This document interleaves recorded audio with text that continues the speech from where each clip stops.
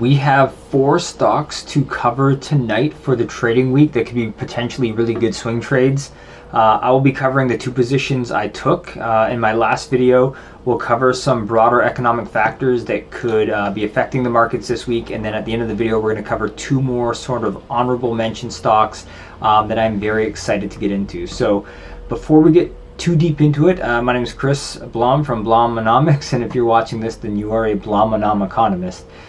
Big news tonight. So essentially, the U.S. passed a deal which paves the way to end the government shutdown. There's some voting tonight. Things are looking pretty promising. There's still some things that have to happen. The House has to sign off on it. But it looks like there's been progress made to resolve the issue of the shutdown government, which should be quite bullish on the market. So this week could be a pretty green week, especially following last week, which was a giant bloodbath, to put it lightly. So let's get into the 2 positions I'm in. So what we're doing is we are swing trading a $10,000 public portfolio to show you how I basically swing trade my way into long-term investments. So we're going to swing trade, extract profits, throw those into long-term investments, and then build a portfolio that way. The 2 positions that we currently have that we covered in my last video were Duolingo. Essentially, long story short here, there's this giant consolidation. The stock sprung up and was very bullish for a while. What am I doing? Help. Send help.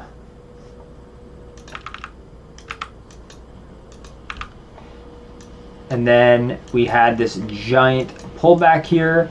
This was due to earnings. Earnings were actually good. What happened is that the actually, you can jump to my last video. The company basically explained that they're expecting the next couple quarters to not be as profitable. There was massive fear. There was a big bunch of selling. Long story short, we have reason to believe that there will be, or I have reason to believe that the stock is going to sit in that consolidation range, which was about 250 all the way down to about 170. So I think the stock is going to sit here. So I bought in. We put most of the public portfolio into the stock, thinking that it's going to make its way back up into the 250 mark. We bought 50 stocks at $184. It's already up to about $200, so we made some profit there, about $800 or $900 in profit.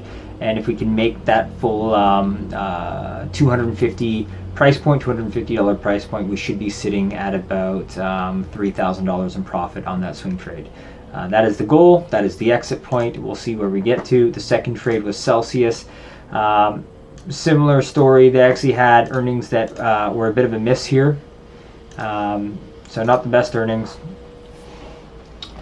They are also expanding globally. There's a bunch of hype around the stock, and I think it just kind of disappointed the investors, and there was a massive sell-off. Now, this happened at the same time last week that there was a bunch of fear in the markets. And so I think both of these stocks are a little beat up right now due to, some investors getting spooked, but at the same time, just the market conditions. And, they've kind of you kind of kicked the dog while it was down. I thought these were good buy points to kind of get back in here and swing trade these up. We couldn't afford much because we put so much into the Duolingo that we actually just bought a Celsius naked call option for March 20th expiry. It had pretty good premiums on it, or they weren't that high. And so I grabbed this, and it's already down a little bit. So hopefully we see a pullback here in the market tomorrow. You might even get a better buy point than me if this is something that you choose to do. So let's just talk about the market today. We have some bullish factors. So bullish factors essentially are strong tech earnings over the last couple weeks. So Amazon, Alphabet, even Meta's earnings were good. They just had this one-time tax that they had to pay that spooked a lot of investors. So a lot of tech momentum.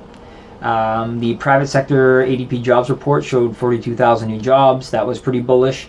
And so technically as well, the markets, both the NASDAQ and SPX, they are bullish. So when you look at the 50-day moving average, the orange line here, we have not broken this trend. We dipped and hit that trend on both the NASDAQ and the SPX the other day, and then we bounced back and we've kind of been sitting above the 50-day moving average. If we drop below the 50-day moving average, all bets are off. We sell all positions, and then we recalibrate here. So everything that we're doing is with the assumption that we stay above this orange line. If we drop below this orange line, we're going to liquidate all our positions. But as of right now, we are still in a bullish trend. Now, there are lots of bearish factors in the market right now. Layoffs are spiking. So in October, we had 153,000 layoffs, up 175% year over year. To date, we've had 1.1 million job cuts. Last year, we had 665,000 year to date at the same time. So we have about a 65% increase in job cuts this year.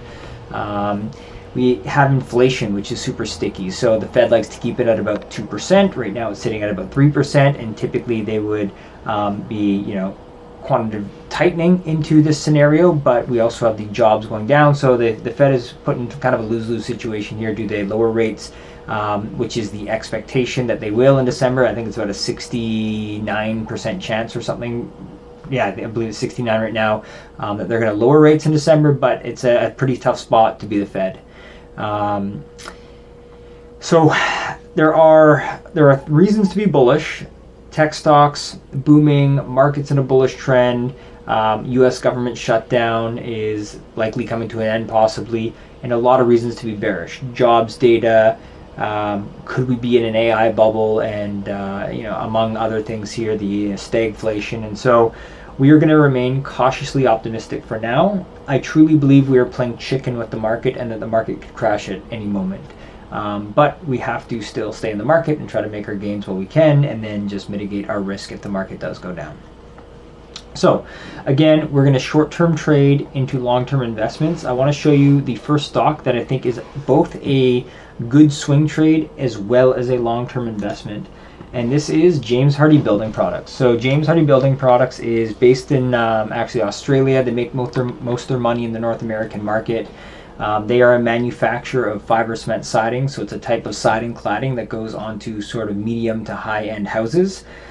So why is James Hardie down so much this year? If we look at the chart here, James Hardie is down somewhere in the 50% range within the year. It's sitting well below its 200-day moving average. It's sitting well below every moving average right now. The stock has just been really beat up here recently with this massive gap as well a couple weeks back. So first thing is the factor that essentially housing is slowed down, housing starts and building new houses. So this is a construction product and it's being affected by that. The company's had really bad earnings right here, and that's why you saw that massive plunge. They had a massive acquisition. They bought a company called AZEK, which is a decking company that does sort of high-end decking, and just that acquisition, there's a lot of uncertainty around it. As well as this company is basically under, I believe it's a class action lawsuit for misleading investors. And so how they did that is effectively this company sells directly to lumberyards. And so at the end of last year, I believe, before the year end, they pumped money into what they call the channel, into these lumberyards, not money, product into the channel. And essentially what that means is that they were discounting product to stock the shelves and to overstock the shelves, which made their 2024 numbers look really good. And then rolling into 2025, essentially a lot of the lumberyards didn't have a need to buy more product because they were already overstocked, and it kind of inflated the numbers. So this stock, and all of that's already priced in here. That is why the stock is down 50% on the year. It's been beat up, bad earnings beat up, and if you go to the week view, I think it actually tells a better story. It really took a hit here last week when there was just a bloodbath in the market. How much did it go down last week here? Took another 20% hit. So I actually thought this was a good buy at $20, and now it's sitting at roughly $17 here. So I do believe there's a swing trade here.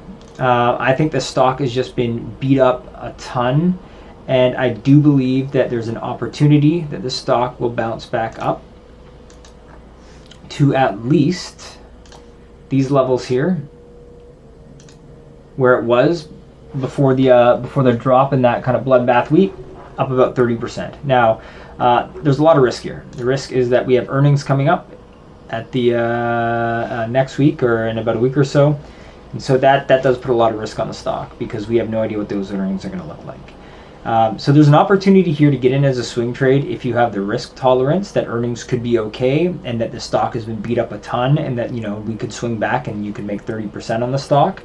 And so what I'm planning on doing is taking a position in the stock, basically, to take advantage of that exact swing trade. This stock I also love as a long-term hold, and I'll tell you why. Because right now the housing market is getting destroyed. There are very slow housing starts right now. Let's just go to the week view here. If we just look back the last couple of years, this stock boomed. It came back down to these levels. It boomed. It came back down to these levels. Probably has room to drop. If there's a market crash and so on, you could see it back at $10 someday. But I believe that we're in a rut in the housing market. I think that the housing market's going to be slow. If we hit a market crash, 2026, 2027, 2028, it could be slow. And then typically we come out of those with a boom. And so this would be one that if the swing trade missed, I would literally just hold it for the next 6 years or 5 years and try to catch it back up to the top here at about 150% gains. So I would not put a big chunk of my portfolio in here, maybe just a couple percent. You might catch some quick gains at 30%, and then you can move that money into maybe another long-term investment. And if we are wrong on that position, you can just hold this position for probably realistically like 5 or 6 years, and then get 150% there. You might outperform some pieces of the market that way. So that's what I do on this one. I do want to take a position in it before earnings, a small one, just to see. It's a bit of a gamble at that point, but I figure it's kind of a bit of a win-win. You either win on the swing trade, if not, you win in the long term. The second stock I want to cover is Netflix. So Netflix dropped the other day on earnings that were a bit of a miss here. And that's already all priced in and very similar to this is the week view, very similar to what happened after the earnings last week. It took another massive beating just because of the market dynamics. So it's kind of been beat down twice. Now, why I would trade Netflix right now, and I am trading this actually in my private portfolio, is because they are doing a stock split on next week. So the record date's November 10th. If you own stock tomorrow, it'll get split out on Friday the 14th. You will have your stock split 1-to-10 ratio. So if you buy a $1,000 stock tomorrow, it'll be split into a tenth. You'll get 10 stocks on Friday. 75% of the time, stocks tend to be bullish around their split, both pre and post split, because it just creates some hype, some buzz. It's more accessible at $110 a stock rather than $1,000 a stock. And so I do believe that because, again, this has kind of been kicked down twice, that there could be some upside here holding this for about a month or two, especially if we stay above the SPX trend or the NASDAQ trend here, and we don't break the trend to the 50-day moving average. So as long as the macro trend stays bullish, I think that there's a lot of good things that could happen with Netflix in the short term. And so I've taken a position of that in my private portfolio. So long story short, heading into this week, we have Duolingo that I believe has a lot of upside. Celsius, which could have a lot of upside. You actually get it cheaper than me if you buy it tomorrow. We have James Hardie, which could be a decent swing trade as well as a long-term hold, so kind of a win-win. And then we have Netflix, which tends to be bullish around the stock split.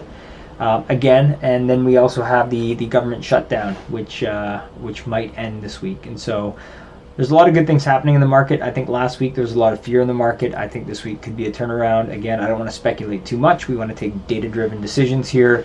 And so what I'm going to do in my portfolio now is, it's actually overnight. The stocks have been going up a bit here. So they're actually up a couple percent. This screenshot was taken at the end of the trading day on Friday. So I'll probably put a stop loss in for a Duolingo in case it does go backwards, and just take about, I think it's up over about $1,000 already. So I'd take a bit of profit there. This Celsius one, now if we take that Duolingo and we're up $1,000, that means even if we completely get liquidated on the Celsius position, we're at break even. So I would just continue to hold the Celsius position here. November, December tend to be quite bullish in the markets historically anyways.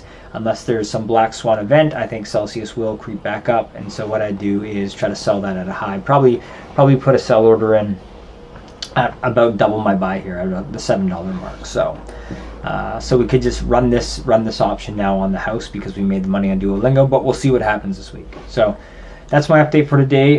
Good luck in the markets this week. I'll try to post a couple more videos as well of what else I'm seeing here, as well as how my positions do, so we can all track that. Again, the idea of this channel is that we make this trading accessible for everyone, that we take our profits in our portfolios from trading, and we invest those into long-term investments. That's sort of my methodology.